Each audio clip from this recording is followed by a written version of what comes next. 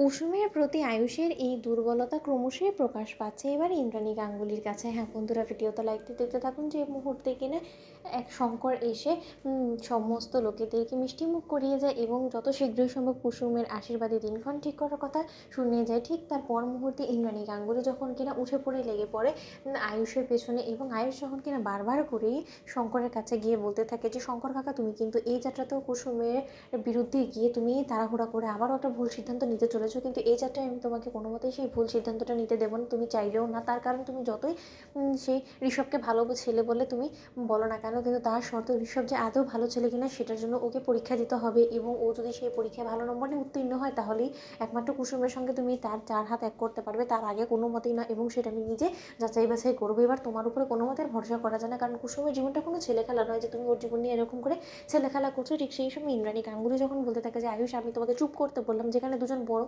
যারা কথা বলছে সেই জায়গায় তুমি কি হও কুসুমের জীবন নিয়ে এরকম কথা বলার, বলো তো? এবং তুমি ঋষভের পরীক্ষা নিবে, তুমি ঋষভের পরীক্ষা নেওয়ার কি এখন যদি ঋষভদের বাড়ির লোকেরা আপত্তি করে বলতে থাকে যে একজন মালিকের কি এত প্রশ্ন, যে কাজের মেয়ে যেখানে কিনা বিয়ে হচ্ছে সেই জায়গায় কাজের মেয়ে জীবন নিয়ে মালিকের এতটা কেন মাথা ঘামানো, সেই সমস্ত কিছু প্রশ্নের উত্তর আজও তোমার কাছে আছে নাকি বলো তো? ঠিক সেই সময় এই কথা বলা মাত্র যখন কিনা শঙ্কর এক পর্যায়ে আয়ুষের কোনো রকম কোনো কথাকে পাত্তা না দিয়ে যখন বলতে থাকে যে আয়ুষ বাবা, তুমি পারলে আমাকে ক্ষমা করে দিও, কিন্তু তার শর্ত এই যাত্রা আমি তোমার কথাটা কোনো মতে মানতে পারছি না। হ্যাঁ, আমি আগেও অনেকবার ভুল করেছি কুসুমের জীবন নিয়ে তাড়াহুড়ো করে সিদ্ধান্ত নিয়ে, কিন্তু এই যাত্রায় যে কোনো মতে আমি ভুল কাজ করছি না সেটা আমি খুব ভালো করেই বুঝতে পারছি। তাই কালই আমি একটা মন্দিরে গিয়ে সব পুরোহিত মশাইকে জিজ্ঞেস করে ওদের কুষ্টিটা মিলে যাচাই বাছাই করে যত শীঘ্রই সম্ভব আমি ওদের চার হাত এক করে দিতে চাই। আমি আর কোনো মতে দেরি করতে চাই না, কালে আমি ওদের কুষ্টি নিয়ে যাবো। আমি ইতিমধ্যে কুষ্টি আনারও ব্যবস্থা করে ফেলেছি।